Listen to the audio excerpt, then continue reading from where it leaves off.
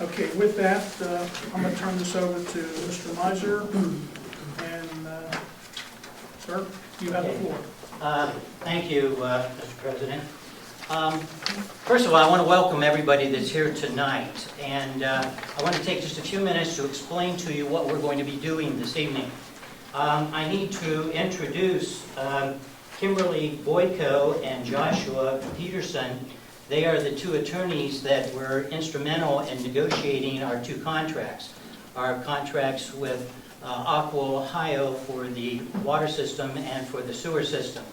They are going to be answering questions from the council tonight in a give and take discussion. That's what we're going to be doing first.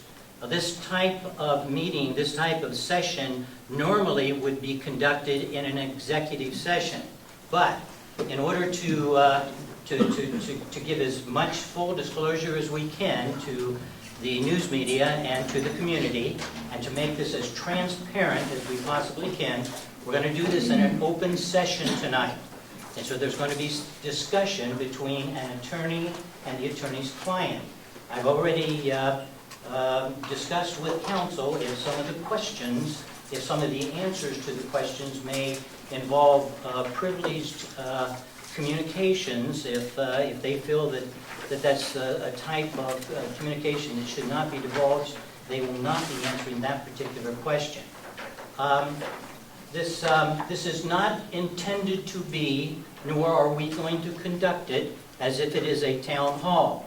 These are going to be questions coming from the council to legal counsel. We will not be entertaining questions from the news media or from the citizens. And this is not an attempt to stifle questions from the citizens.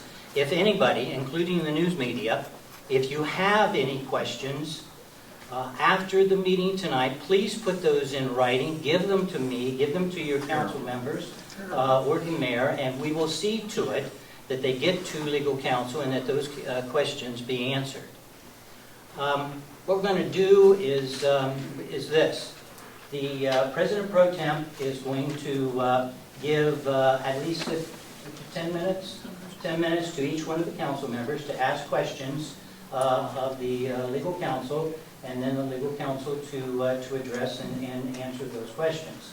After the question and answer session is completed, the citizens who are on our agenda to address council tonight will address council, and after they address council, we'll then go ahead with the rest of our tonight. So, Mr. Pro Temp, I think I'll turn the floor over to you. Thank you very much, Mr. Miser. All right. First of all, as Mr. Miser stated, we will turn the floor over to our two attorneys who came down, Kimberly and Josh. Kim, you want to take the floor to start off? Thank you. Thanks for having me here today again. I was happy to answer questions last time we were here. Now that the contract has been final, I'm available to answer questions again. I would caution, as you just heard, that if there's something that was confidential during settlement discussions that I cannot explain to the public, then I will just inform you of that. But we are here to answer all and any questions we can about the contract itself and the transaction and anything that is contained in those documents. To that end, I also, we have in fact received 6 pages of questions from a councilwoman, and we have answered those questions in spreadsheet form the same that we received them. I know a few of you got copies before, so we thought we'd hand those out for others that would like those answers in written form. I assume those are my questions? Yes. Okay. And they've been passed out before, I'm asking. I emailed them to you earlier today, and there were a couple people CC'd on those. Oh, I apologize. I thought it looked like you were looking at them, or I would have given them to you. These are my original questions. So I'm happy to go through that document and answer any follow-up questions that you may have. We have get some answers from the city with regard to certain assets and questions that needed to be answered. But we did email those to you and whoever else was on that original email distribution list. I think I copied everyone. I thought it might be helpful before we get started for those that weren't here the last time we came to speak, just to explain a little bit about my background and how I became involved in this project. I have over 21 years of experience in the utility and energy industry. I started my career in private practice, and I went in-house to the Ohio Consumers Council and represented residential consumers for many years. And then after that, I went to the Public Utilities Commission, and I was actually an attorney examiner, an administrative law judge that sat and heard cases in front of the commission. And then after that period, I became chief of staff of the Public Utilities Commission. After leaving the commission, I started my own practice and was working on some renewable projects and various projects because I was not allowed to practice in front of the commission representing utilities for a stay-out period. And then after that period ended, I went back into private practice and with the Carpenter Lipps Leland Law Firm, where I currently head up the energy and utilities practice group.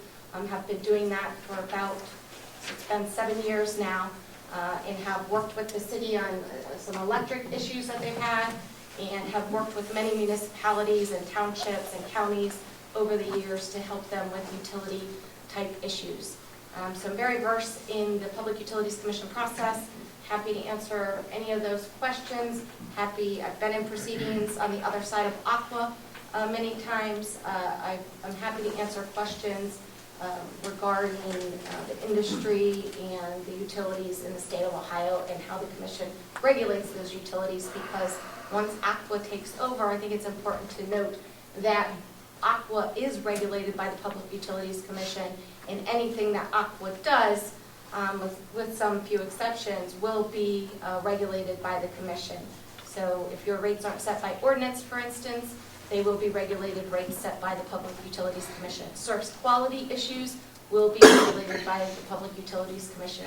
If you have concern about water quality issues, the Public Utilities Commission will hear those concerns. That's after Aqua takes over. Right now, the municipal electric, the PUCO has no jurisdiction over municipal electrics, and the PUCO is not involved in rate making for the municipalities because of home rule. So those are some of the jurisdictional differences that will occur if the municipal utility is sold to Aqua. Okay, thank you. And just to, I'm sorry, Josh is here with me. He is actually heads up our real estate corporate group at Carpenter Lipps Leland. So a lot of this contract has to deal with property issues and closing documents and real estate transfer, and that's where Josh comes in to help out and offer his assistance with regard to those special issues surrounding property. Okay, Kim and Josh, thank you. Appreciate you being here. And I know all throughout the negotiations that you've done well for the city, and we appreciate that. Thank you. And council, just to start off with, just a reminder, all right, it's a question and answer. All right, each councilman will be given 10 minutes to state your cause, and we ask that, you know, when one councilman has the floor, there's no interruptions to that council person. When a person has the floor, you wait your turn. All right, we all understand that. Okay, we're going to start with Ms. Linda. Thank you for coming. My first question is actually from a constituent, and it is regarding liability. If we are to sell, once Aqua would take ownership, is the city under any liability at all if something were to happen? Something were to happen to the water system after Aqua purchases it? Anything. Okay, no. So there's a closing period. Now, you have to understand that the closing is subject to Public Utilities Commission approval. So once the closing is finalized, then the municipal system is now under the control and ownership of Aqua. So any concerns about water quality, water safety, if a tank would fall on a person or some kind of harm would be caused because of one of those assets or facilities, it would be on Aqua. It would not be on the municipality. Now, there are, of course, some property issues because you are not selling your property land. or your land, but the water system itself, the liability would transfer to the Aqua. Okay, thank you. And you have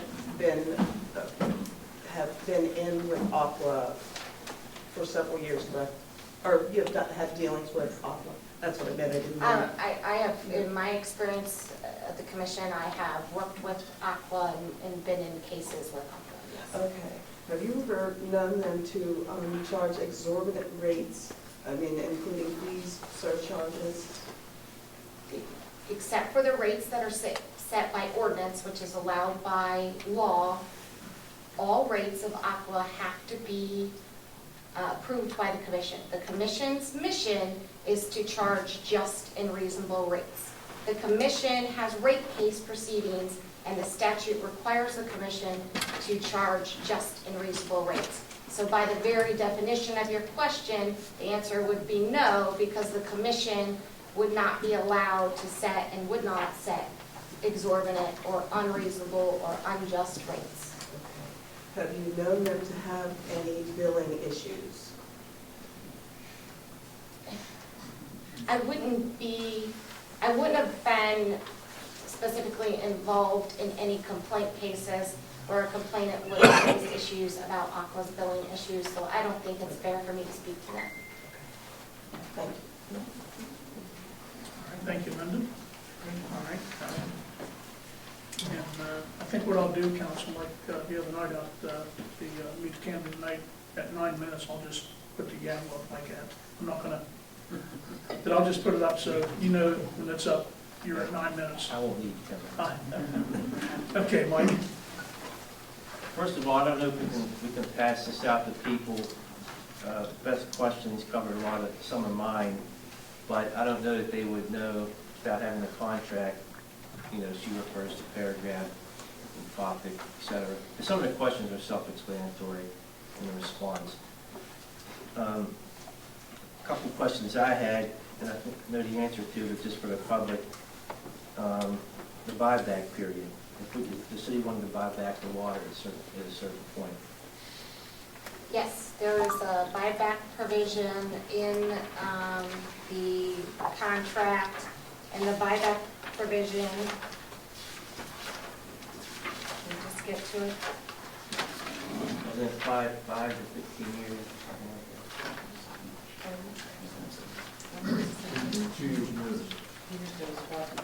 Yes, thank you.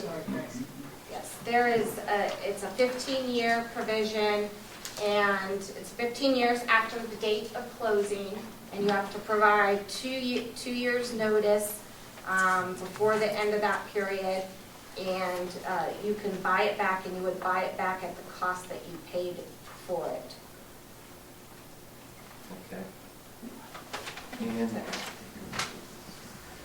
when would Aqua take over, and when would their billing cycle start? I don't know if you even know that, if that's even in the contract. Unfortunately, I don't know that because I don't know when the Public Utilities Commission will issue an order approving the transfer. There's a new law passed this year in the spring that requires rules to be promulgated by the PUCO, and the PUCO is currently in the rulemaking process. I did attend the rulemaking workshop that was held at the commission, and they went through many provisions and suggestions from the utility companies and consumer groups about what should be included in those rules.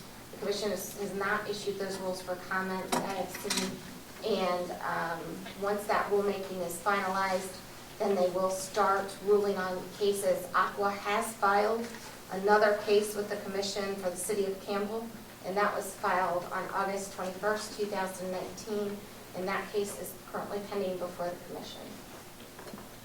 So it just depends on when the commission will issue its order. Okay. And last question, I think when you were here previously, I asked you, and somebody asked me the same question. They have their capitalization plan and how much they're going to put into the system. How will we know that they're spending that kind of money?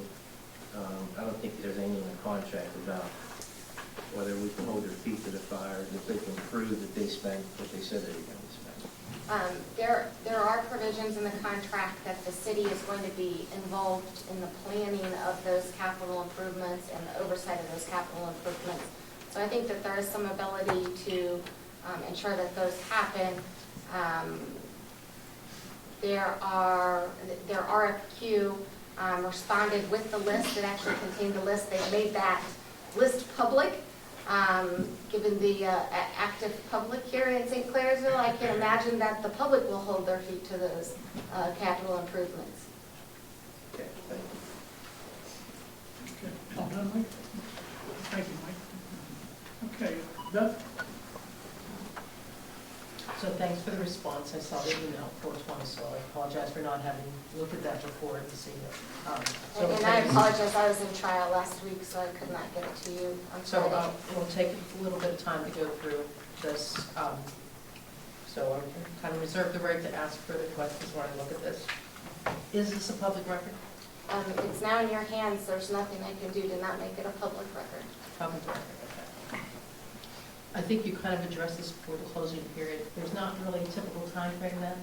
I mean, when I read the contract, it says, you know, that if the closing date, what happens in a year, right? But, I mean, ballpark, couple months, just depends?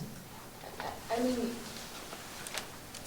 you're asking the word typical. This is a new law that was just passed in the spring, so there isn't a typical case yet. So that's why I'm hesitating on the typical. I mean, normally we like the commission can act within a month to 6 months. It just depends on the type of case, the amount of stakeholders that intervene in the case, the adversary nature of the case. It just depends. So cases that are fully settled could be resolved within a month in front of the commission. It just depends on how the case proceeds before the commission. Because the new statute took effect, it's creating these new rules, and I believe that the commission wants to implement its new rules, but I don't think that the commission,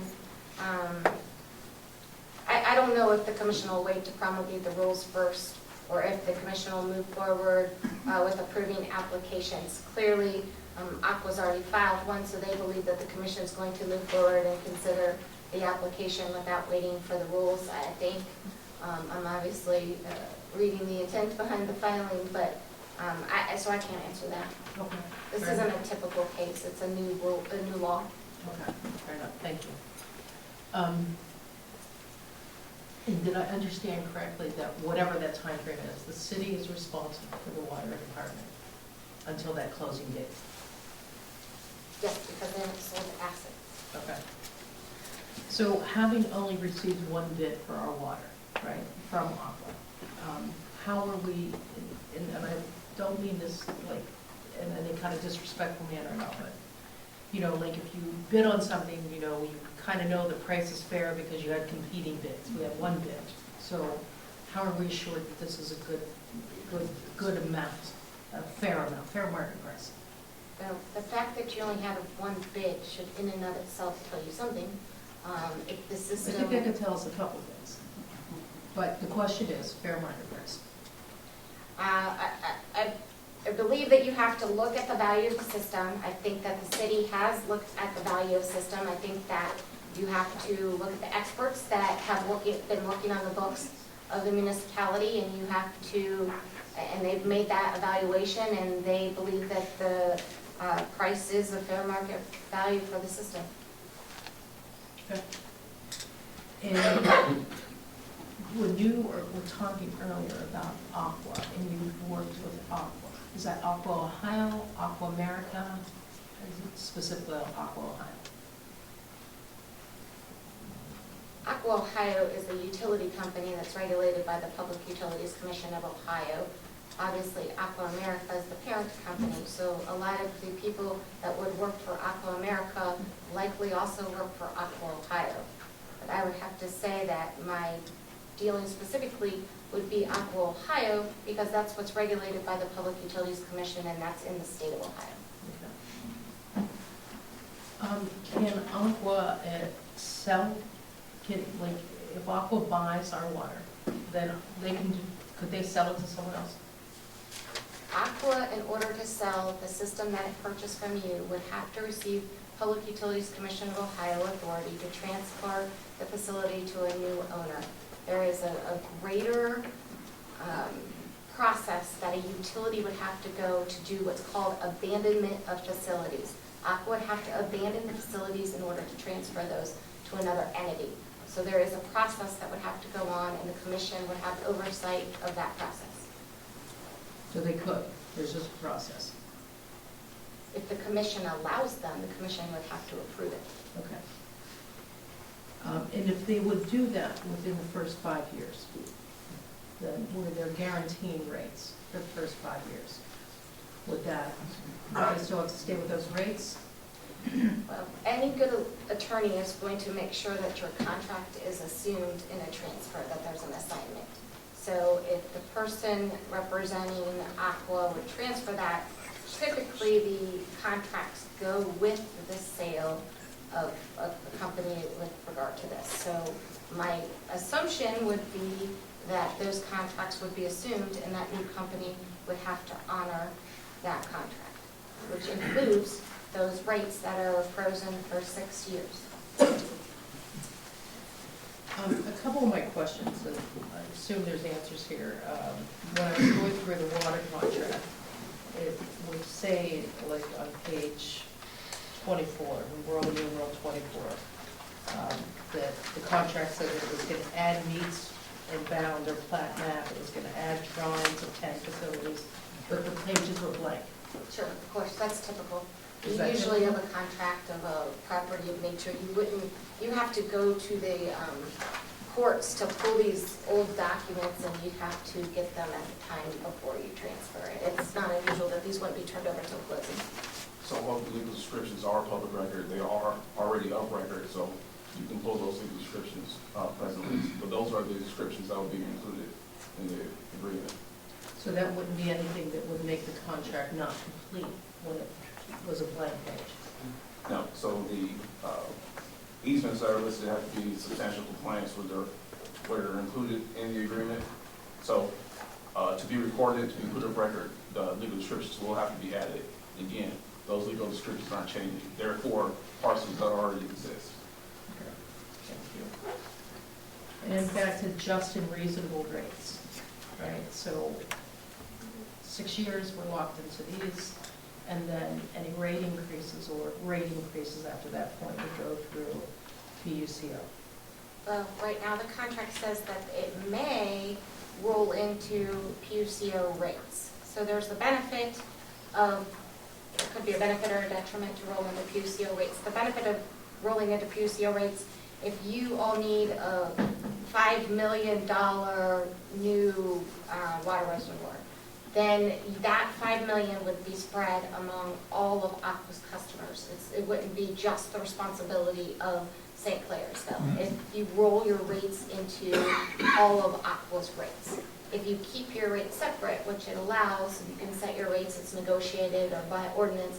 If you keep your rates separate, then any improvements would be borne by the city of St. Clairsville's residents. So it depends on how you choose to have the rates after that 6-year period. I think it's more common than not to roll those rates so that then it's socialized any kind of costs or capital improvements that are necessary. But that's something that will have to be worked out with Aqua at the end of your 6 years.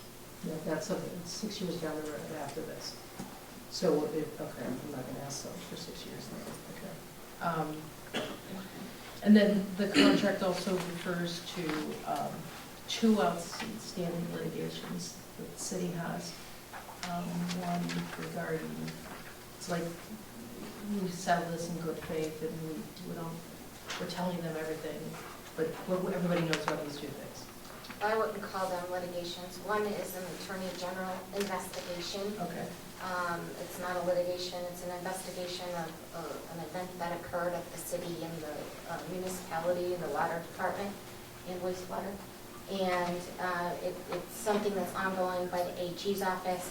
The AG's office does not comment on current litigation. I think one of your questions was, when will we get an update from the city, or when will we know when this investigation will be completed? And the answer is we don't know.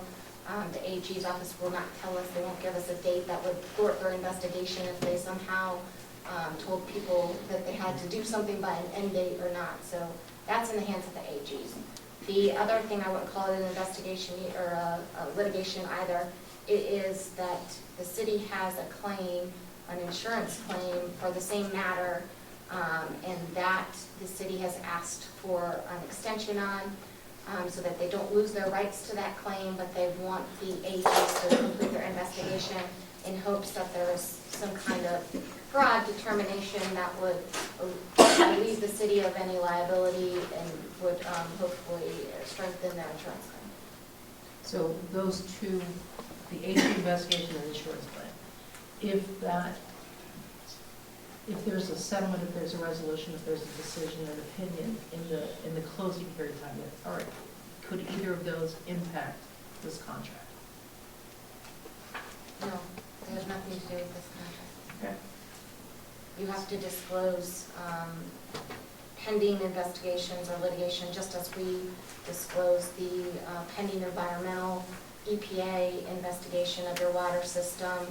Because of the current problems that it has, we had to disclose that.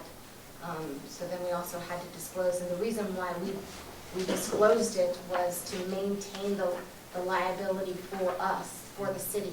So if you are awarded some financial compensation for the incident that occurred, the city would retain that and not have to give that over to Aqua.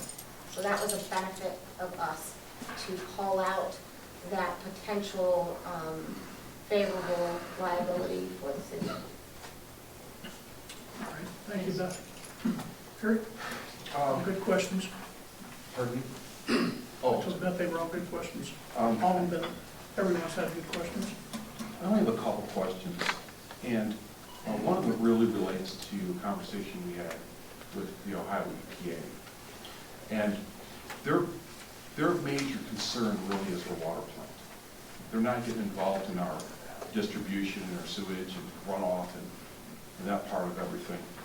And from what I was able to ascertain from the conversation is that we're going to be on the hook, the city of St. Clairsville, for repairs to that water plant.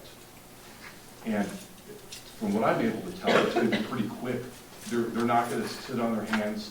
They're going to expect a lot from us very quickly. Now, what responsibility will Aqua have in this period of time? You know, I don't know whether it's, you know, a waiting period before they actually get permission to actually close the deal. From what I'm hearing from the EPA, they're talking like we need to start like pretty quick on spending money. So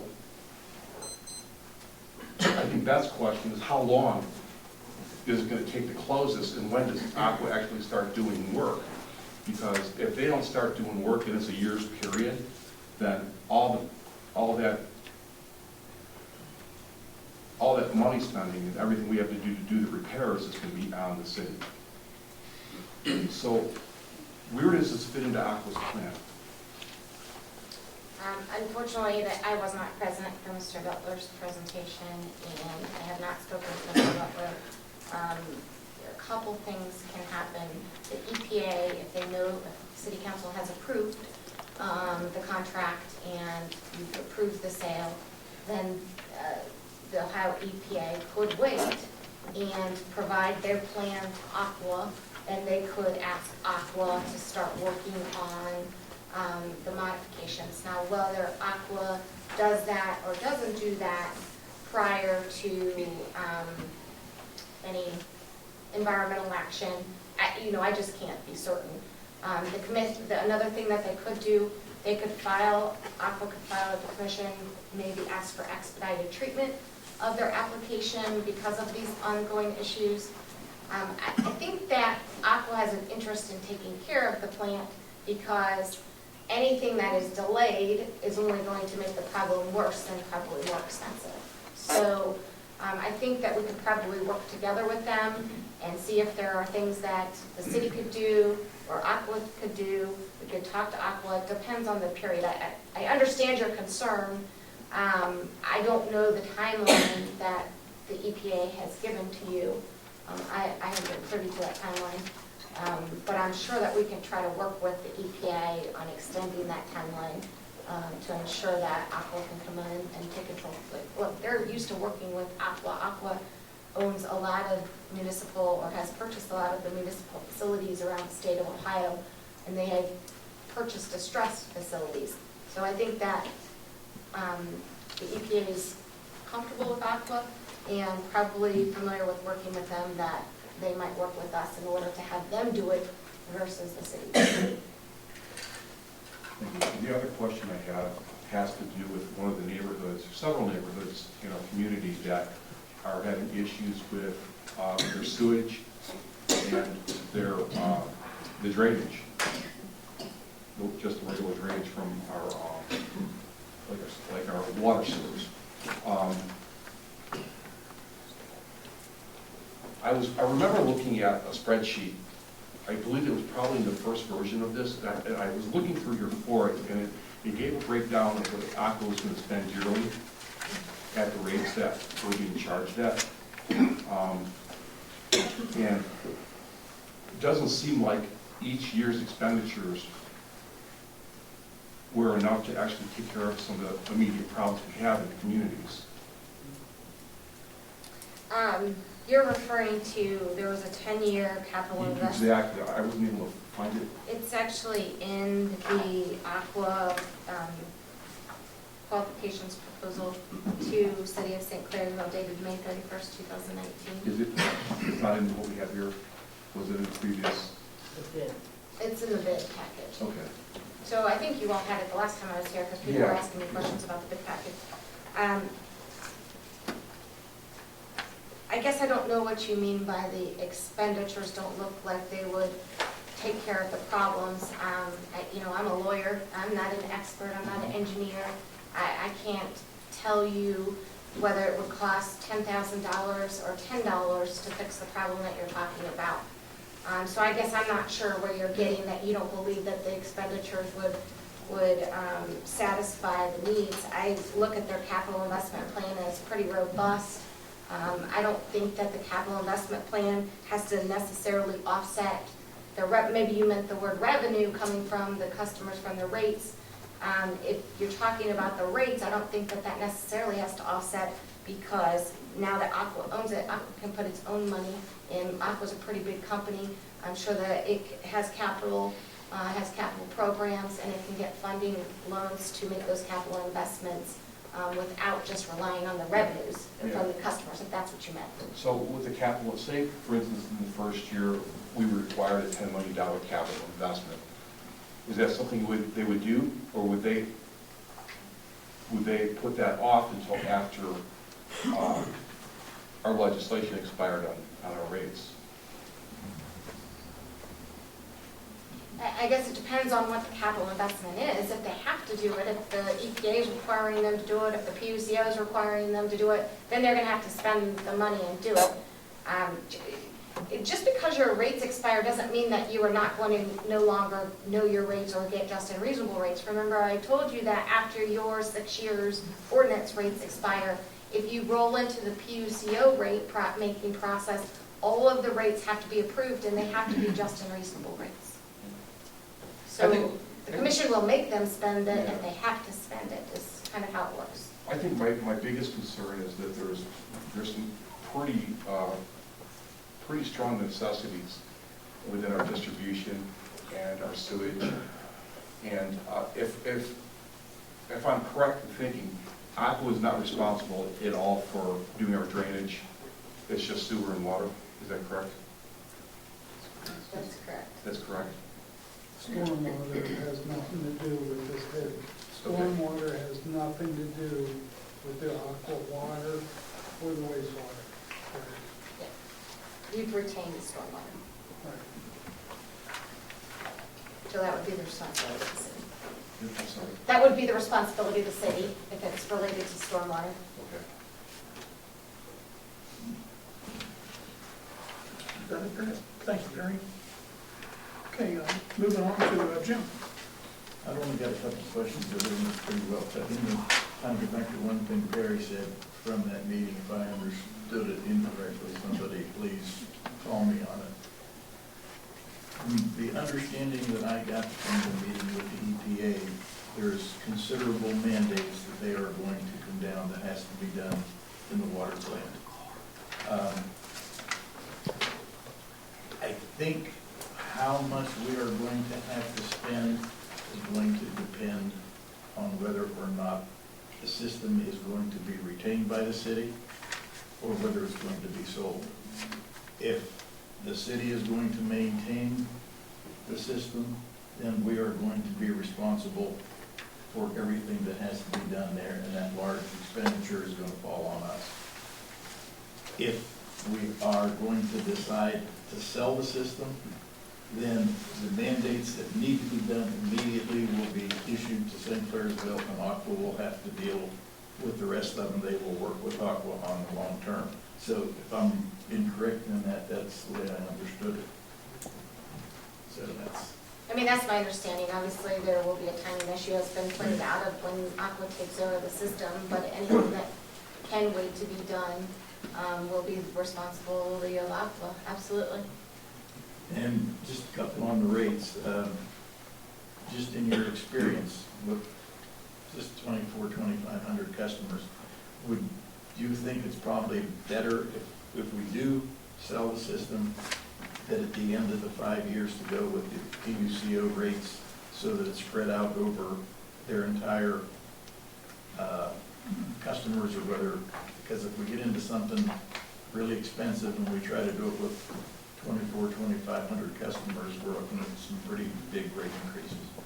Yeah, there's a couple, I think they have a statewide or they have it by regions, so it would depend on which one that they would try to spread the cost over. Obviously, spreading it over 10,000 people is going to be better than spreading it over 2,500, right? I don't have a crystal ball. If I did, I'd be really wealthy and probably not sitting here right now. So, I mean, I don't know what the rates are going to hold. I don't know what your system's going to do, but absolutely, if there's a $1 billion system improvement spread over 2,500 versus spread over 10,000, just the math says that that's right, and that would be better for you. You know, there's other components of the PUCO's rates, so I'm not going to sit here and say it's that simple. Rate making at the commission is very complex and it's a difficult task, but the commission does balance the interests of the customers and the utility. They have to give the utility a fair rate of return, but they also want to be cognizant of customers' bills, and they don't want to see customers' bills go up extraordinarily. So they will be cautious of that in their just and reasonable determination.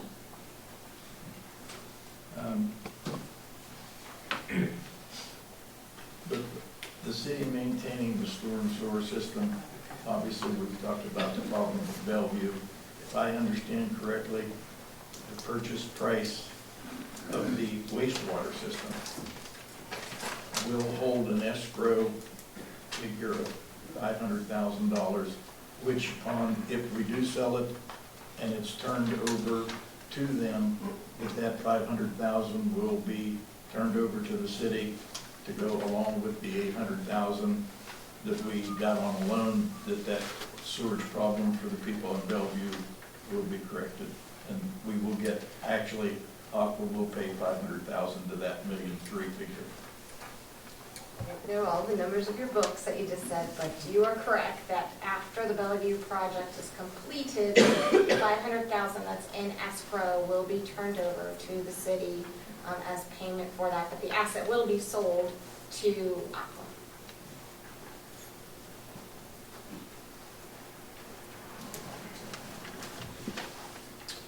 Okay, Jim, you finished, sorry? Okay, thank you. All right, moving on to Mark. Yes, thank you for coming down to St. Clairsville again. You negotiated the contract on our behalf, and I'm sure we didn't get everything that we wanted out of it. Or what points in there would you feel you wish you could have got more out of? I think that goes to the confidential settlement discussions and attorney-client privilege, and I cannot tell you how the negotiation occurred or why one party accepted or declined the negotiation. To answer your question more broadly, Of course, every party asks for more than what they ultimately get in a contract. Aqua asked for more than what they got in the contract. We asked for more than what we got in the contract. The contract is a negotiated document. There's pluses and minuses. You win some, you lose some issues. I will say that I think that above and beyond the purchase price, we were able to get more value through the contract than just the boilerplate contract that they gave us initially. I think we added value to the contract through several provisions. I think there are some real good benefits for the city. Those are in the contract. I can list to what I believe are additional value add items in the city. I think that taking over your employees is a huge value. They didn't have to do that. That's not typical, particularly if they're union employees. Letting the employees choose whether they are consumed by Aqua is a benefit, and they get to keep their benefits. Aqua agreeing to do some of the escrowing accounts and pay 50% of those costs is a value. I think that paying for one of the city employees, it's actually up to 40 hours now.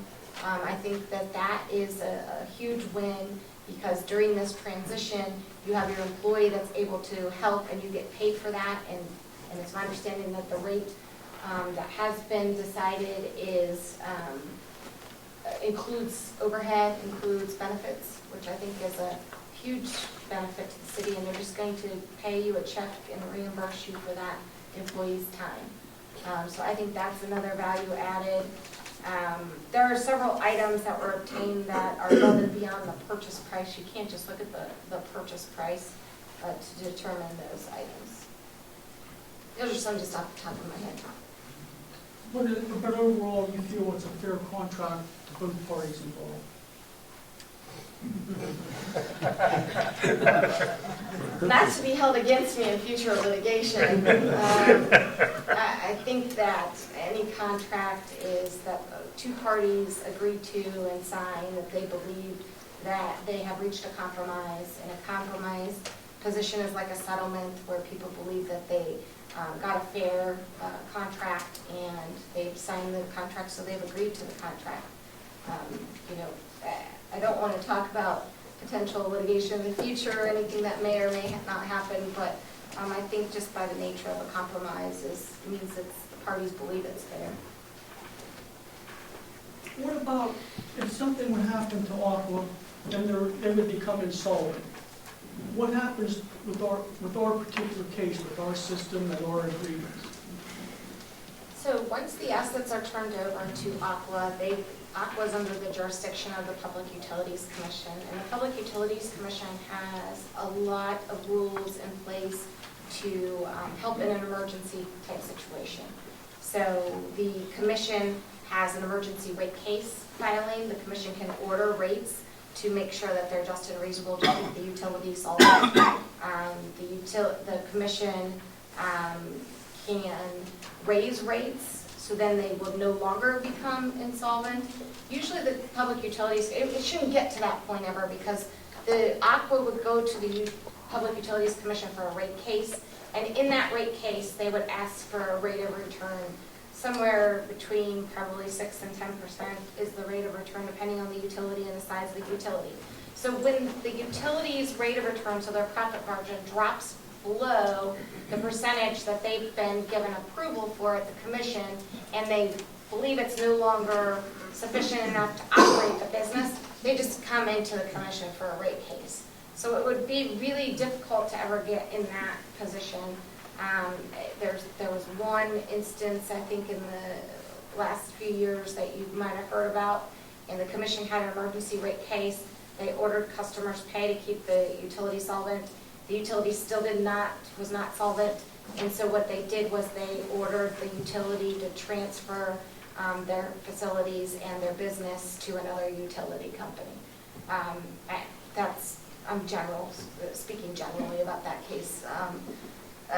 So that's something that the commission can do. They can order, they can ask another utility to come in and take over the facilities. So if Aqua, something happened, they could ask Ohio American Water Company to come in and take over Aqua's facilities if Aqua became insolvent. But it should never get to that point because a regulated entity always has the right when they believe that their rates are insufficient to come back before the commission to have a rate increase.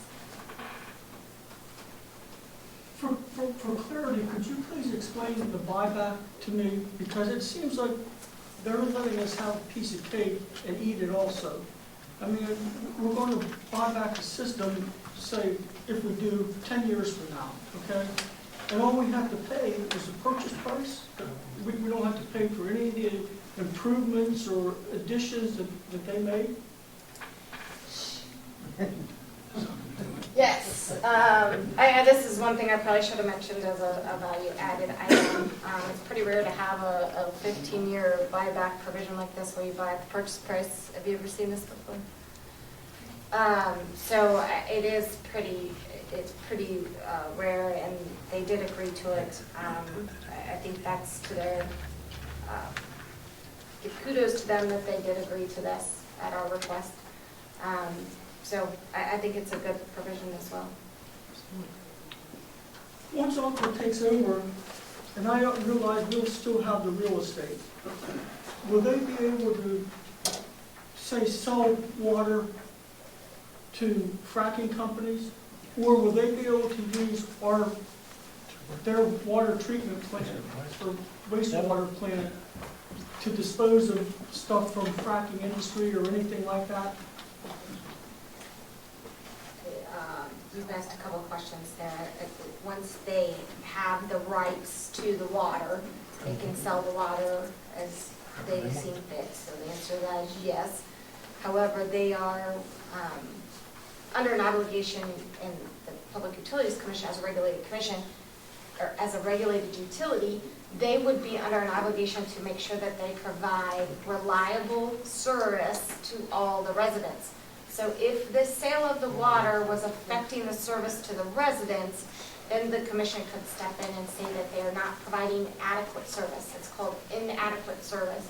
And the commission would be able to come in and order them to do something different in order to be able to provide reliable, adequate, safe drinking water to the residents that it serves. So yes, but there has to be limitations. They can't do whatever they want and not provide adequate service to the residential community. As far as the disposal, I don't know exactly what you're talking about. I've heard rumors about, concerns about this kind of thing. Again, if it affects the quality of the water and if it affects providing adequate, reliable service to customers, then that could be an issue raised with the Public Utilities Commission, and that would not be something that a regulator would like to see from a regulated entity. There's a big distinction when they're a public utility and the regulations they undergo versus a municipality and the regulations you undergo. The PUCO is a lot more stringent, and you don't have that oversight at all. Right now you have the city oversight and you have the EPA oversight, but you don't have the PUCO oversight, which is much more stringent. Thank you. I think that's all I have. All right, thank you, Mark. And Kim, last but not least, me. I had a citizen call me, not my ward, but he called nonetheless, and you kind of answered that with Mark. You just the buyback, and with Mike, I think pretty much asked the same question, so that's been answered. His other concern, that was my concern, the buyback. His concern was there seems to be a rumor going around that if our fire department, and I'm on the fire board here in St. Clairsville, if our fire department was fighting a massive fire here in St. Clairsville, and they had to pump, a high volume of water on the fire, Aqua would charge our fire department for using that water. No, the contract specifically states that all fire services and fire protection services are excluded or will not be charged a fee. The hydrants will not be charged a water fee, nor will the water necessary to do fire protection be charged a fee. And that's basically, I had, and by the way, I thought, I don't know what the other council members thought, I thought it was, thank you and Josh, it was a fairly easy document to read for the average layperson, no attorney, but I want to thank you. Frank, can I have a And follow-up on there's- that? Just so that's on Schedule 4 Act 2, that it talks about fire services. Okay. By the way, council, Kim has left me cards. I have them up here for any reason a citizen asks a question, you could email them, and she can get you the answer, so you could make that reply. So this is open affair here. We're not trying to hide anything. All right, just one, Beth. Now we got to move on. Okay.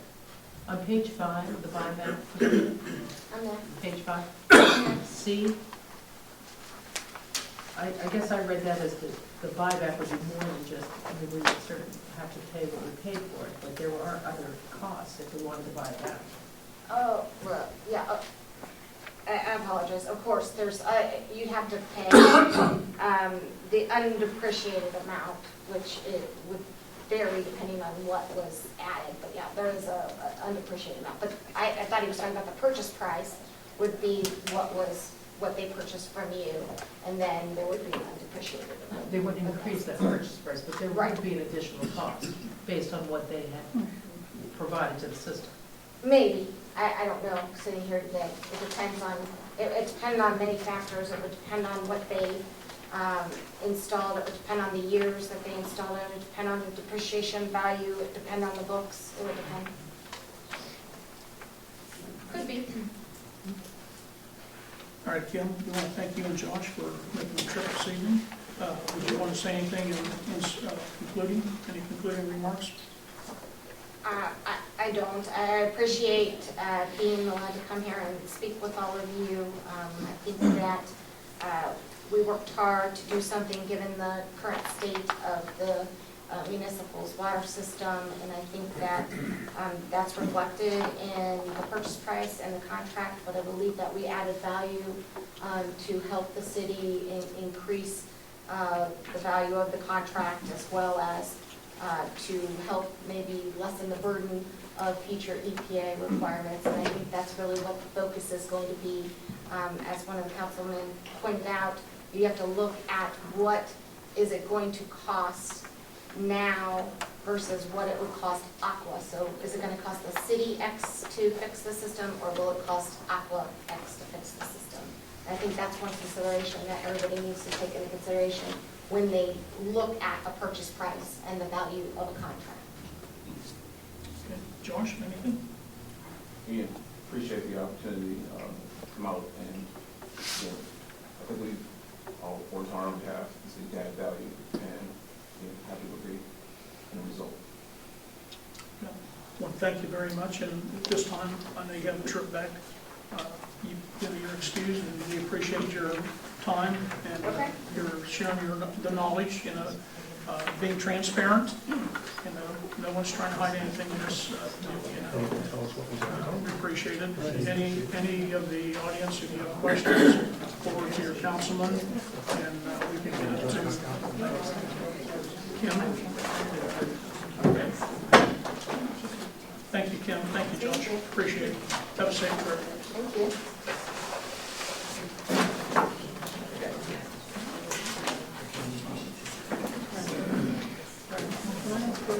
Sure. I do have one question. With your experience with the PUCO, when we put this bid packet out, the only company that actually bid was Aqua Ohio. Are there other entities or utility companies as such in Ohio? Because I'm not finding it. As I stated, Ohio American is basically the only other large water utility that I can think of that would come in and purchase a municipal system. Obviously, there are other municipal systems, so a county or a city could purchase your system and operate with theirs. That would really be the only other option. Depends on who wants to come into your part of the state and take over your system. It's pretty unique. Yes. Okay. Thanks. All right. Thanks again, Kim. Have a safe trip. Okay, we're going to move on to citizens hearing. All right, our first citizen will be Gabriel.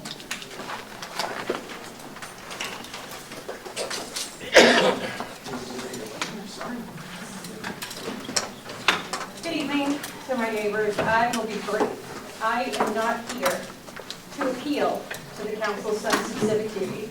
We are past that point.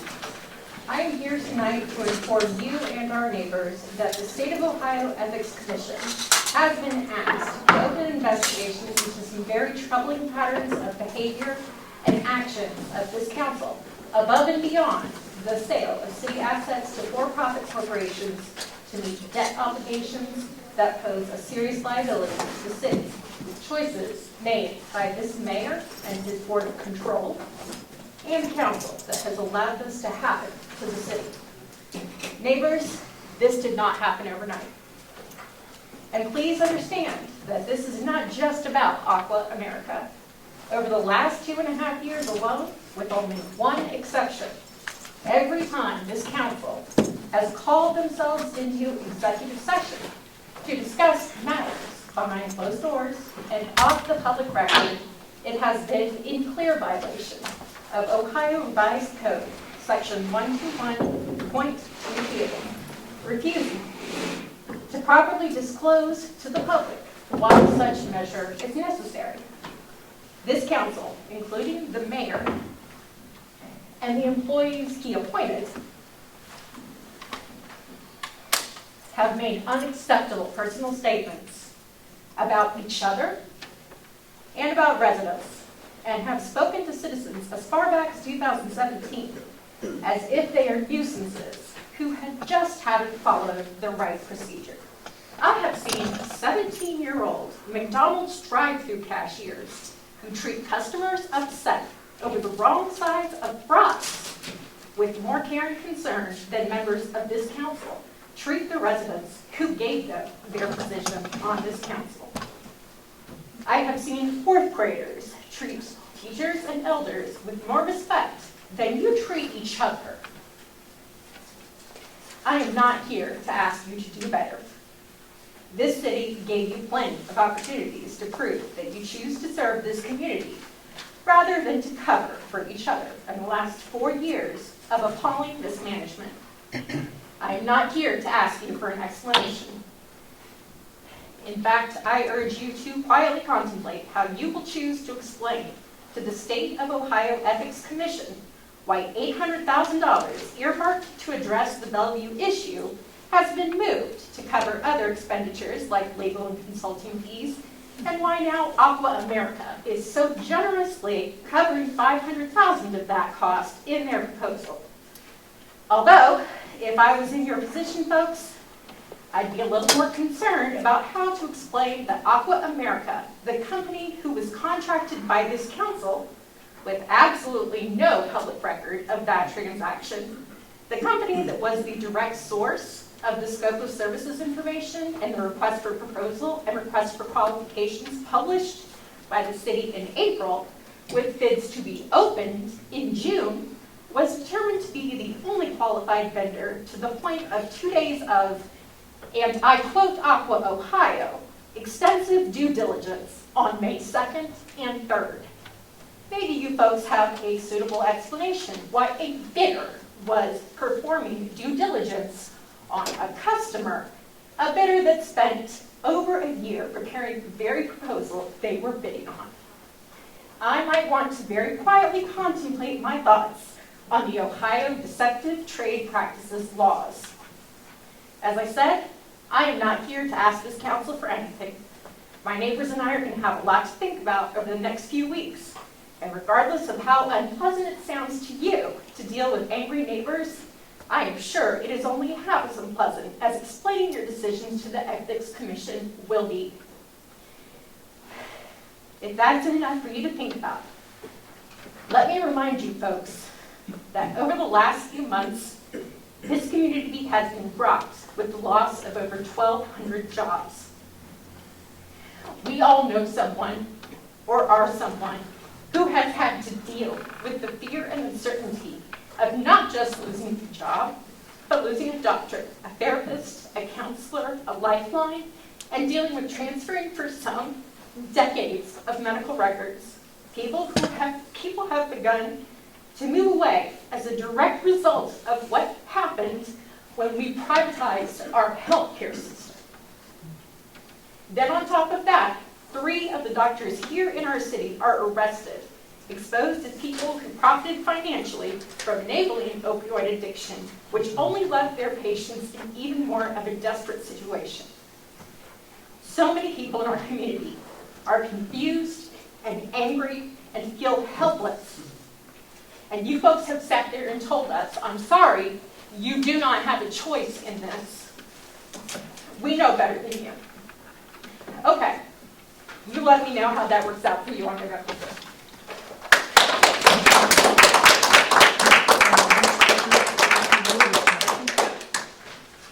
Well, that's a tough act to follow. I think you spoke for all of us. I truly do. I don't know that I have the words. That was very good, and I know it was hard to say, and I thank you for saying it. Pardon me? Am I? Oh. How much do my taxes for the last 5 years? Probably not as much as hers. You probably lived here longer than me. I had 5 years worth of taxes, so I only probably had 3.5 minutes. So I did want to thank everybody for the transparency of having the speakers come in. I think that helped all of us an awful lot. It's really the 11th hour, though, maybe 11th and a half hour to have that type of conversation going on. And I think that's what's got us all very, very bothered at this point. I think that this conversation with this particular subject has been going on for quite some time now, and most of us have not been privy to any of it. There's been too many secret sessions and secret things going on, and this type of transparency would have offset an awful lot of our concerns and our suspicions, frankly. We've got neighbors upset with each other, screaming at each other over these subjects. And I stop and I think about it. I think, you know what? I myself have been called a troublemaker. I've never in my life been called a troublemaker by anybody. But I've been called a troublemaker because I'm speaking up about these issues. You know what else I never had? I never got thrown out of anywhere either until I got thrown out of this room because of a secret session going on. Never once in my life. I try to lead an upstanding life. And I'm looking at you and I'm thinking, why? We're upset. You know, for me to be called a troublemaker, are we pot stirrers? You got Mr. Brooks. Mr. Brooks, where are you? Behind you. Oh my God, there you are. So, yeah, okay. So he's been screaming, he's been yelling, he's been vocal. He's brought a lot of attention to these subjects. You got Catherine over here. She's come with documents, she's got facts, she's got figures, a lot of attention. Neither one of them listened to. None of us are listened to. That hurts. We're citizens here too. And you're sitting there laughing at this last speaker. She's pouring her heart out, and you laughed at her. You laughed at her. Are we that funny? Are we that interesting? You did, sir. Please refrain from personal attacks. Please refrain from personal attacks. Get on with your message. I will, and thank you so much for that. So, I'm just very upset, just like everybody else is, and I think that those of you who are railroading this, for the life of me, I do not understand why this has to be done on November 4th, the night before the election. I don't understand why that election has to take place the night before the mayoral election. I don't understand that, and frankly, none of us understand that. And I would say this to you, and I'm very, very sorry, but the way that this has been handled has got most of us very suspicious about what's going on. I'm sorry, but it's the truth. All I can do is speak the truth. Yes, I'm upset, but it's the truth. And for those of you who have been the entire time saying, yes, I'm voting for it, yes, I'm voting, I don't have a contract yet, but I'm voting for it, I don't know this yet, but I'm voting for it, think about this. Will you still be here after this happens? When you get that new car, are we going to wonder where that money came from? I'm sorry, but it's true. I'm really sorry, but I'm telling you, that's what the conversation is. I'm not saying that's the truth. I don't know, but that's what I'm just telling you. I'm just telling you. So that's pretty much what I have to say other than one thing. And this has been asked for me to mention this. I'm understanding, and Linda, I saw you the other night at the lip sync, and I was welcomed by a warm smile, and I really appreciated that very much. It was nice, and it made me feel your heart, and that was a wonderful thing. But I will ask for the citizens in this room that you excuse yourself from this vote because of Aqua having sponsorship of the Lip Sync Challenge last year. All right, that's enough. Thank you. Well, I appreciate it. Thank you. There you go. We don't want to shoot.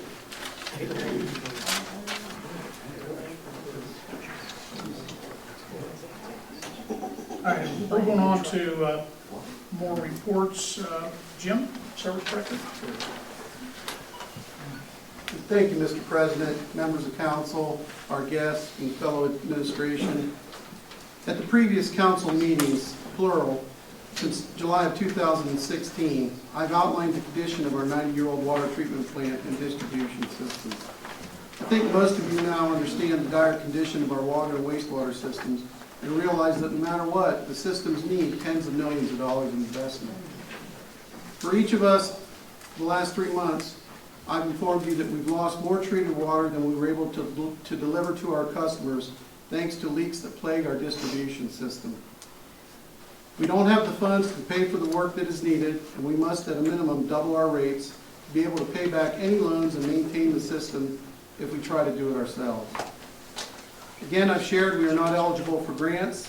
In a council meeting last week with the Ohio EPA Chief Craig Butler, he said they expect to see, and I quote, dramatic action from us, and within a short period of time. He confirmed that the EPA suggests our bills to be within 1.8, 3.0% of our median household income to be eligible to compete for loans. We are currently at 0.8%. Again, I've stressed every time that we must double our rates if we take it on ourselves. Hopefully tonight, our legal team was able to answer your questions about the specifics of the proposed agreement, and I'm referring to council. If passed, it is important to stress the agreement will get our residents out from under the burden of paying the debt to update those plants and systems. There are other important elements to the agreement. It requires by Aqua an average of $1 million invested in our water and wastewater systems each year.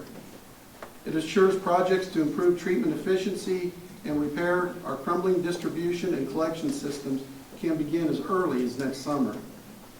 It dictates manageable rate increases, $1 or $2 a month through 2026. And then the possibility to partner with PUCO, and as Kim stressed, and get fair and equitable rates. There will be no price gouging. This council controls that.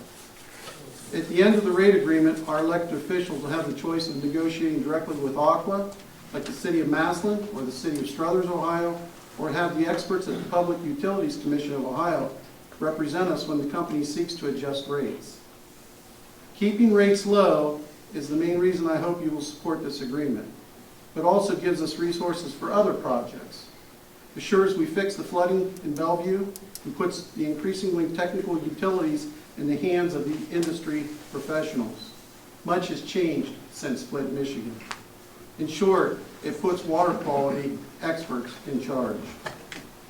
Some people would prefer to double or even triple the rates to keep the government in control of these utilities. Doubling our rates to qualify for loans means our minimum bills would jump from $41.85 per month to well over $100 a month or more over the next several years. To vote against these agreements is to put your faith, as I've said many times, in the same institution that got us into this mess, that they will get us out of it.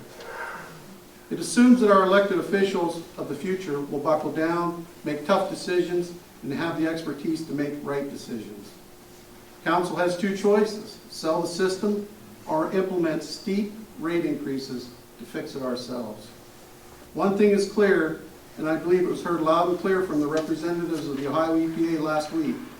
The city needs to take decisive action now to update both our water and our wastewater systems. This is not about just selling the water. Ask the people on Bellevue Avenue.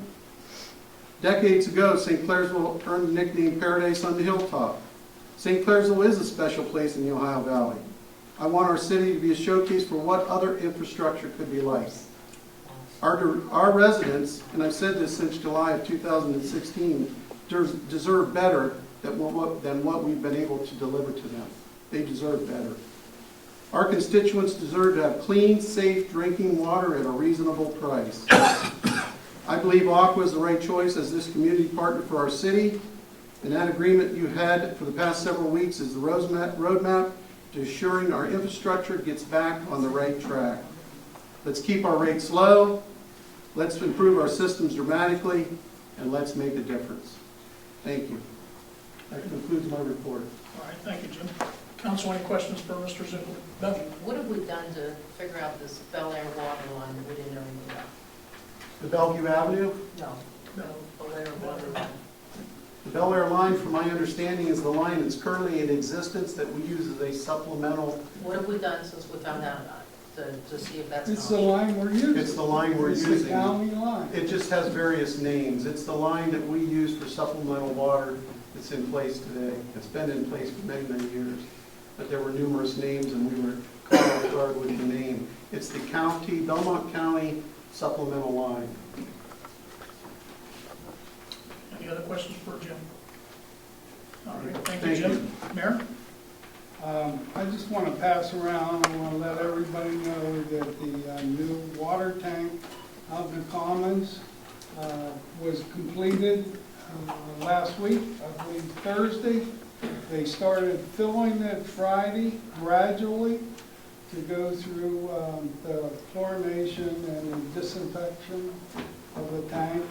I think I heard today it was about half full. So we have water to fill it? Excuse me? We do have enough water to fill it? We're doing it gradually, yes. Put people in 24 hours. I have a statement I'd like to read tonight, Frank. Tonight, I expect council will vote on a resolution to slow down our decision. Excuse me, Mayor. Kathy needs to change.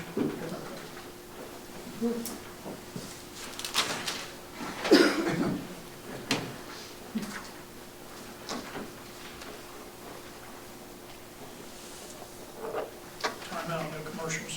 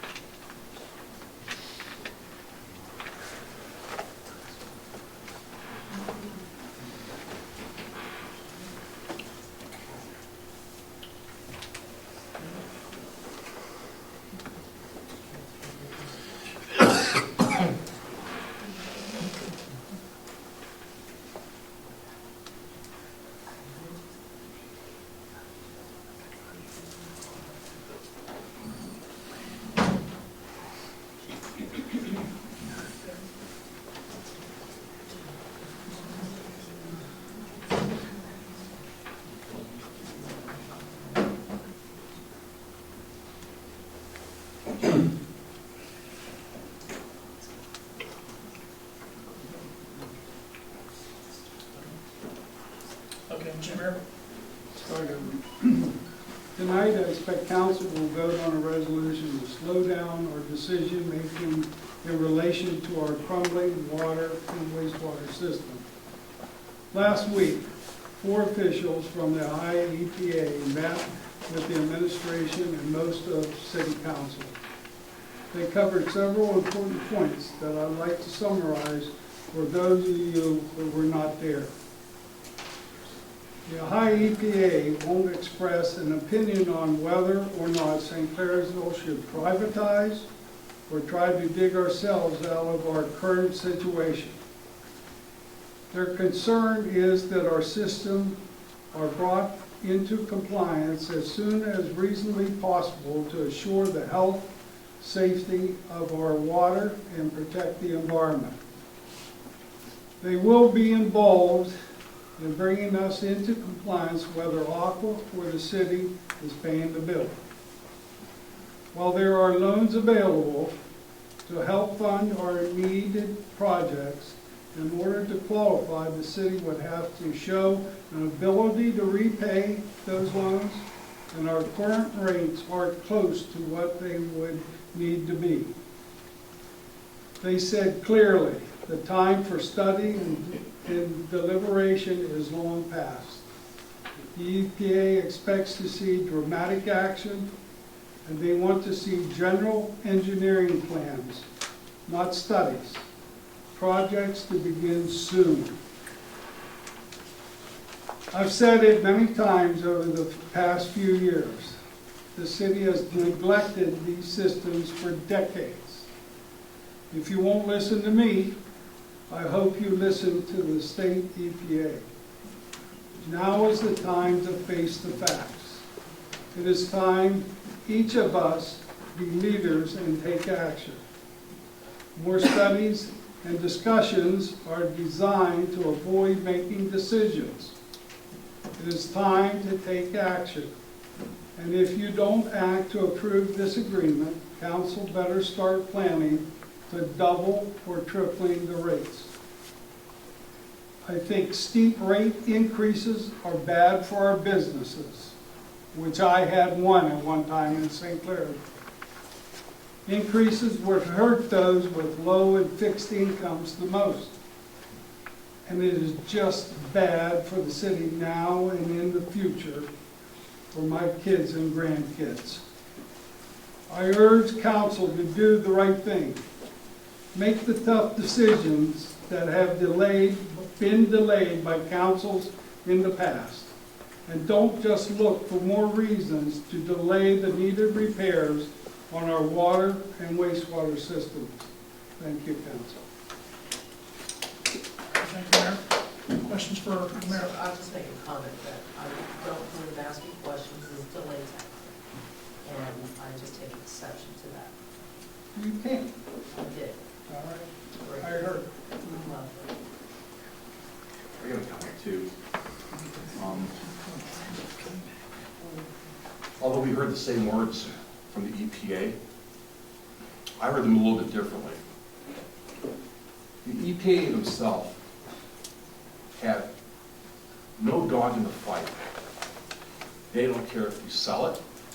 They don't care if we fix it ourselves. That's not their issue. Their issue is they want it fixed. And regardless of what direction we go to get this fixed, we still need a plan.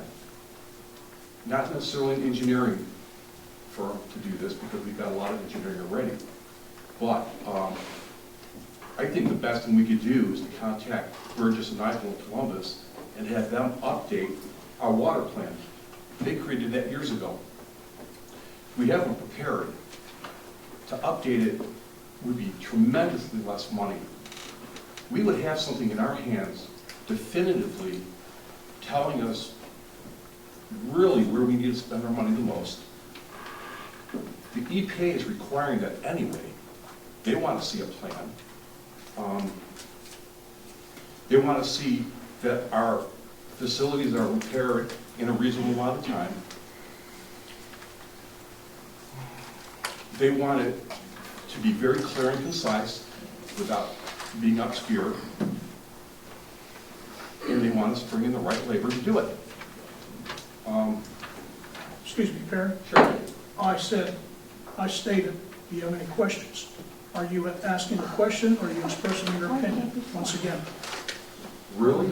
Yes, really. Really?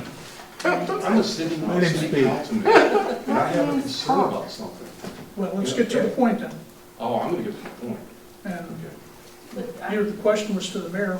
The mayor's issue. Question to me or to the mayor? It's a comment, Because and then I'm that going to Burgess and question Eichel again. report's dated 1984, for the record. Lots changed since 1984. You're right, we need to update it. And if we've got records, they know where the updates are and things that we've done already. And it's certainly a ton less money than starting from scratch. they know where everything was at, they know what we got, and all we have to do is provide them with the information of what we've already done, if we have that information. My concern is this, is my question towards the lawyer that was here was, how long is it going to take for Aqua to be in place to do any repairs? This can go a year.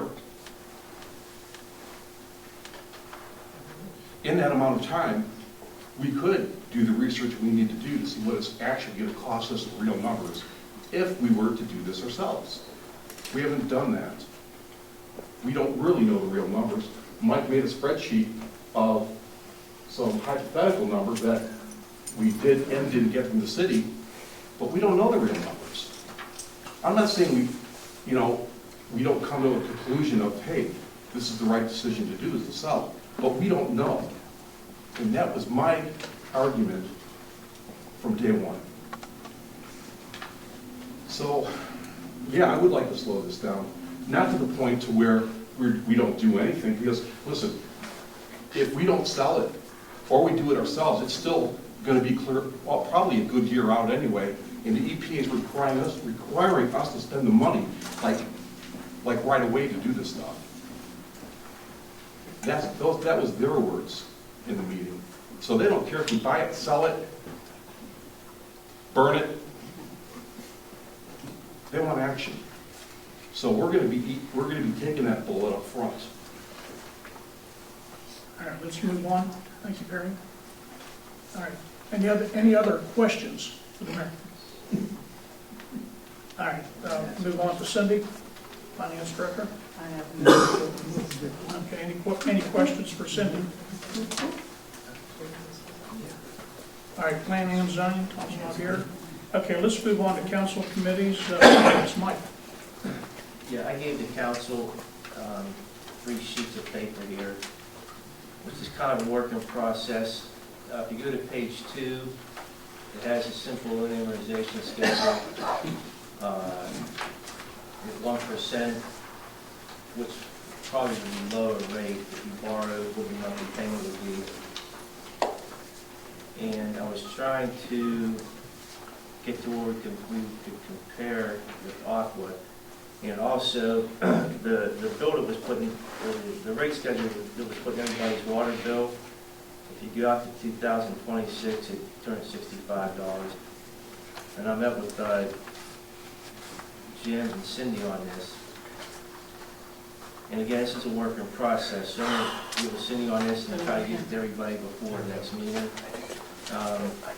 You can see I got something in a little box here. If we borrowed, or if we put on everybody's bill $20 per month, it's around $50,000. If it's 30, $73,000. And you can go to 23 million mark. We could cover that loan payment. But again, this is all preliminary and a work in process. I did meet with Jim and Cindy, and I had nothing to look at, so I just came up with some of these numbers myself just to give you an idea of what we could possibly do if we could get loans.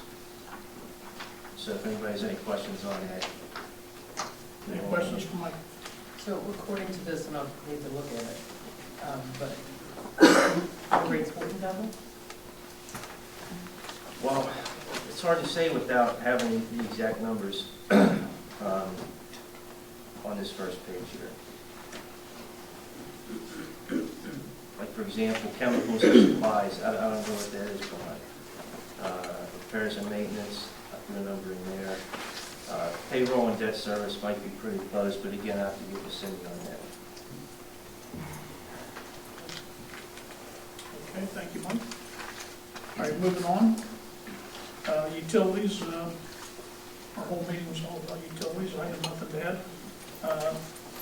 The new tank, we saw pictures of the new tank, and I think Beth asked the question. We are starting to fill it. Yes. All right. Any questions for me on utilities? All right, police, Mark? All right, any questions for Mark? Thank you, Mark. Street north side, Jim? There were several alleys on the north side that were still being patched.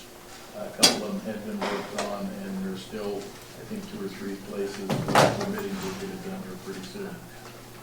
It's just basically patching and filling potholes. Nothing as far as full paving, but at least they're going to be patched until next year when hopefully we can get some of them fixed. All right, thank you, Jim. Any questions for Jim? All right, street south side, Beth. Nothing. All right, thank you, Beth. Any questions for Beth?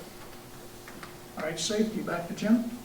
The safety meeting is this Thursday, 9 o'clock at the city garage for the employees or any council that wish to attend.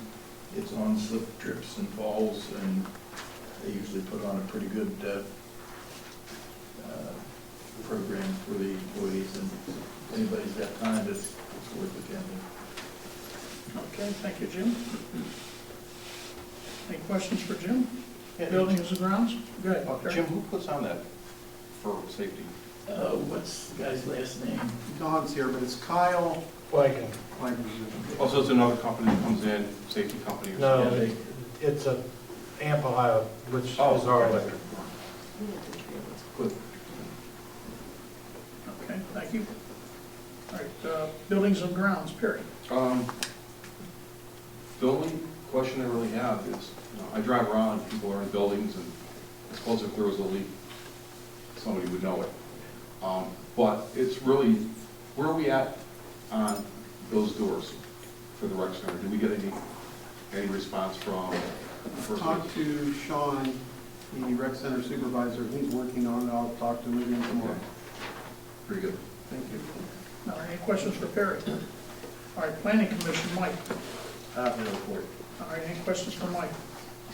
Okay, and before I go into the fire district, Donnie, didn't see you back there. Anything on the utility? That's right, nothing there. Okay, thank you, Donnie. Okay, fire district, the fire board, we met in the regular session last Wednesday, the 16th, I believe, of October. We took a young man, a very good employee, from part-time, okay, to full-time.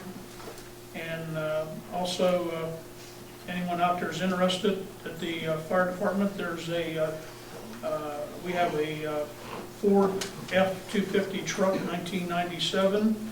Okay, we opened a bid on it, and the fire board refused both bids, so we're going to rebid it. I do believe it's sitting in the back of the station, so if you want to go look at it. It's a 1997 Ford 250 truck. The chief reported that we were awarded a Ohio Department of Natural Resource grant to replace electronic equipment, and he also reported an update on the ambulance. It looks like, keeping our fingers crossed, it may be in Thanksgiving.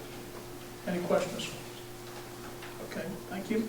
Recreation report, Linda. No report.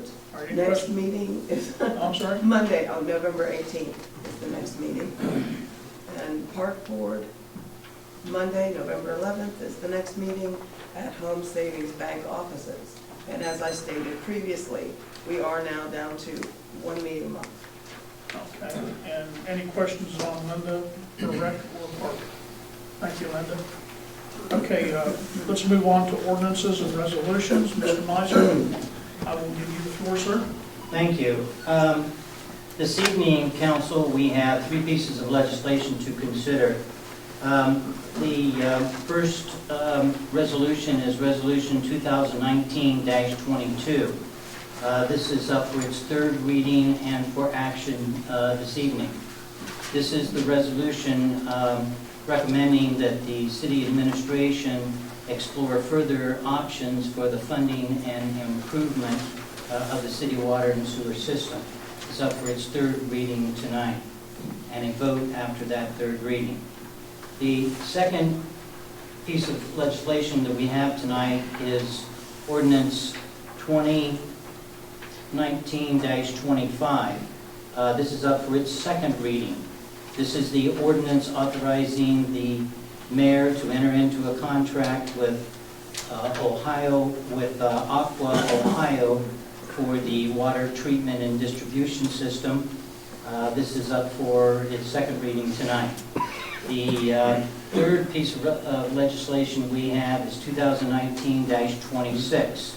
This is the ordinance authorizing the mayor to enter into a contract with Aqua Ohio for the purchase of the wastewater system that we have in the city of St. Clairsville. Once again, this is up for its second reading tonight.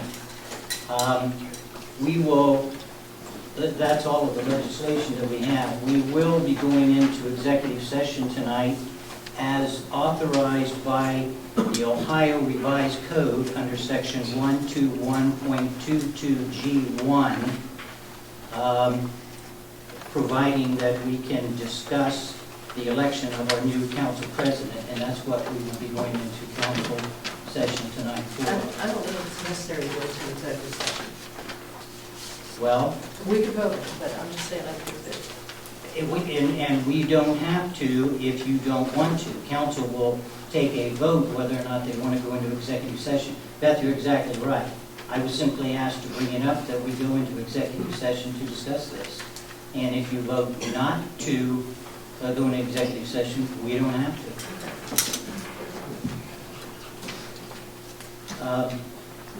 That's everything that I have to say. All right, let's handle the resolutions and the ordinances first. All right, Kathy, resolution 2019-22 on its third and final reading. Resolution number 2019-22, a resolution recommending the city administration work with the city council utility committee to explore further options with WE Quicksall Engineering Company and the Ohio Rural Community Assistance Program for the funding and improvement of the city water resource system and declaring an emergency. All right, council, you have heard the reading of the third reading of the resolution. Is there any further action? Make a motion. All right, motion been made. I second. Okay, Terry, second. Okay. Kathy, roll call? Basille, Yes. Brukmir, No. Jordan, No. Oprisch. Yes. Sabatino, No. Smith, Yes. Velas. No.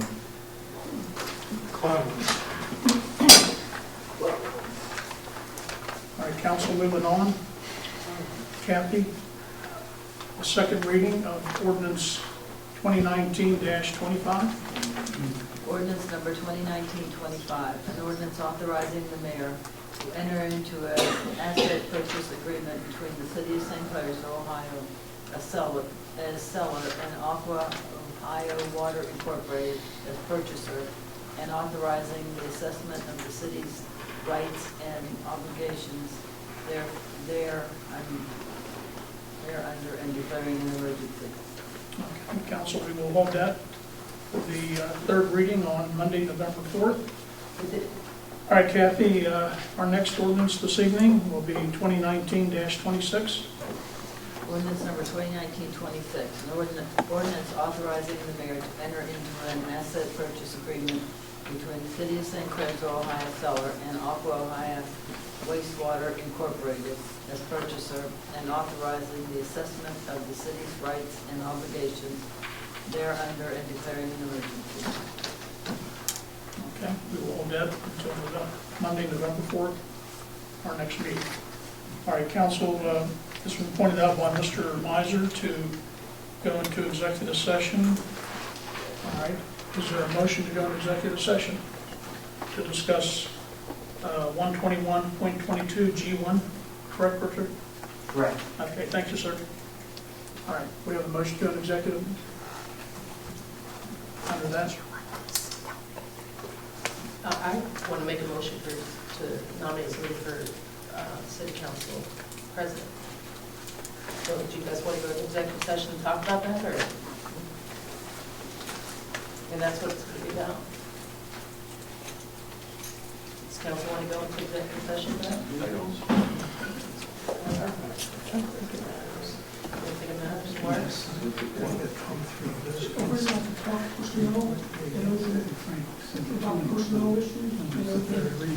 But personnel is hired, council, it doesn't state that in the code.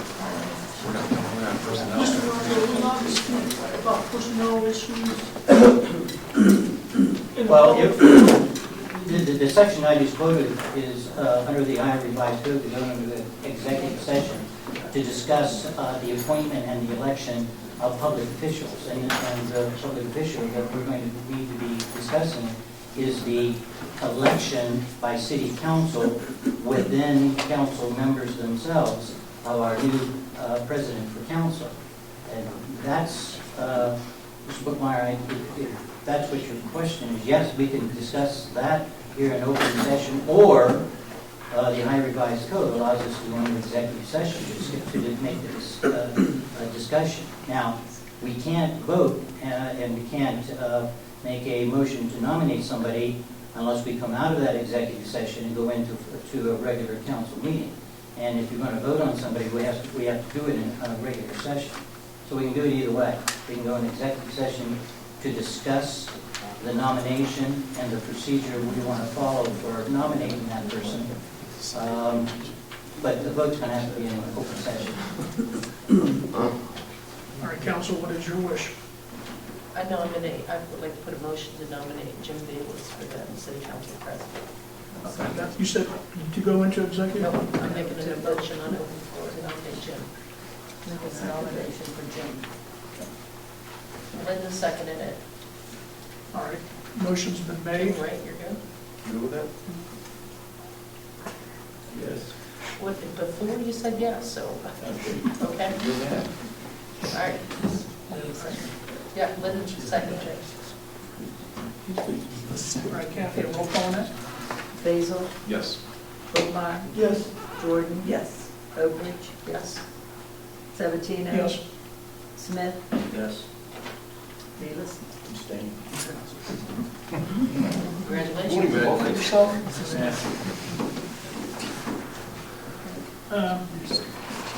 I should have brought this up maybe before we voted, Mr. Miser. Perhaps Mr. Velas, and I congratulate him, and like I said, I did not want to accept it, but under the circumstances, it's a very hot issue. At our next meeting, it will be the third reading. My personal opinion is kind of putting a baptism under fire, heavy fire. I would be willing to chair the meeting, and then relinquish it after the vote at the end of the next meeting. That's all possible. The council wants to consider that? No, Well, wait a minute. Mr. Sabatino, I appreciate the offer, and council probably appreciates the offer under the circumstances. But we just voted to replace the president. At our next meeting, Mr. Velas will be our presiding president. What that does, though, it creates a vacancy for one of our council members. And so, once again, according to the charter, council has 30 days from today to replace that vacancy that was created today. So we're gonna have the same situation again to replace that council member. And he's a ward person, has to be his ward. And it has to be that's one of the qualifications, has to be from his ward. You're right. So, and in the past 2 or 3 vacancies, I can't remember, it's been 2 or 3. We've asked for citizens of that geographical area, whether it's been at large or that ward, to submit requests if they're interested, letters of intent if they're interested. Yeah, Beth, the charter, believe it or not, provides no procedure or guidance to the council as to how you want to make that selection. If council decides that that's what they would like to do, accept applications for that position, you can. You set the rules for filling that vacancy. Now, the only limitation is, of course, you have to be a citizen of St. Clairsville, and you have to be from that ward that the vacancy is created from. Jim, what ward? Fourth ward. So is that what we want to do? What we've done in the past is ask for letters of interest in that ward? Yeah, it sounds reasonable. Is there a time limit? I mean, obviously the 30 days, but do we want to make the stipulation that we have 10 days for, or let me ask you this, does it get put in the paper, advertised for, how does this work? Once again, that's up to council, however you want to do it. What did we do previously? We'd asked Robert to put something in the paper to see who was interested, and then we had a deadline, and then we also had committees to do the interviews of the, I remember twice, I don't know if it was 3 times or not. All right, if that was a precedent, then I would suggest we follow that same path. So it was a week, enough time if people were interested before the board Put an application in? to just submit. I think we had to send it to Kathy. Yeah, that's fine. So, What are the chances of the entire council doing the interviews? Excuse me. I don't think that's a bad idea. I don't know, you should. I think that's up to, council. I think that's. I think it's a good idea. Yeah. And we're all here. Yeah, absolutely. So letters of interest in filling the vacancy, Jim's seat, send Kathy by next Monday. I'll tell you what, why don't we, so that everybody understands what we're doing, why don't you make a formal motion to that effect? And then we'll vote on it and we'll proceed. Your motion was to accept applications? I make a motion to accept applications for the vacancy of the 4th Ward council seat. And those applications are due to the city clerk by next Monday. And included in your motion is the fact that you want to publish that in our local newspaper? And I would like to include that in our local newspaper.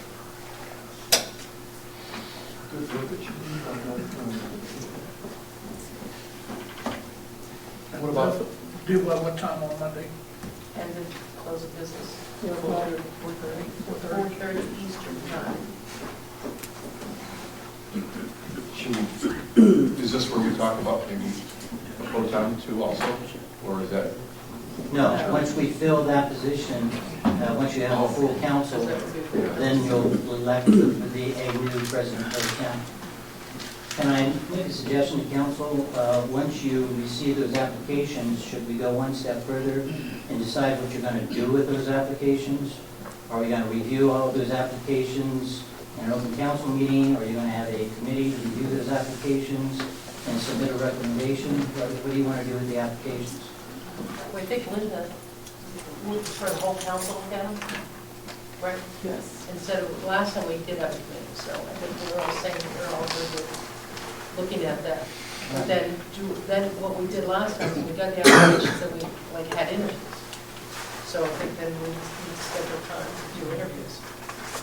But it's going to be the council, not just a committee of the council. Even, are we able to do that? I don't know if that would have to be an executive session. The interviews were private. Right. Yeah, that's what I mean. It's up to you. We can go in executive session to do that, or you can do it in an open council meeting, whichever you so choose. So are you calling a special meeting for this? Well, we don't even know if we may, but We have to determine that now? we don't know how many people are going to be interested until next Monday. No, we can sit on it. Okay. We can sit on it. Okay, so, Yeah, you can. all right. Well, I think we'll know more next Monday, right? And then Kathy on Monday or Tuesday morning, we can all know. Yeah, please let us know how many people we potentially are looking at. All right. We don't have any motions out on the floor on that. Things done. Well, would you want to vote on what they just said about Right, taking we need to vote on that, right? You need to vote on the motion. Well, Beth second motion. All right, Beth, would you restate your motion? All right, we have a second on that? We need a second. Carrie? Okay, Kathy, roll call? Basil, Yes. Brukmir, Yes. Jordan, Yes. Oprisch, Yes. Sabatino, Yes. Smith, Yes. Velas. Yes. Okay. Very good. All right, Let's move on. Mr. Miser, anything else, sir? No.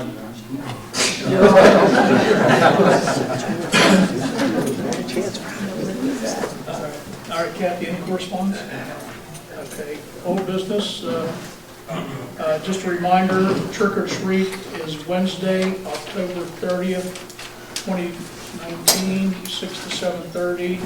And for residents who are participating, usually we ask that they keep their enforcement.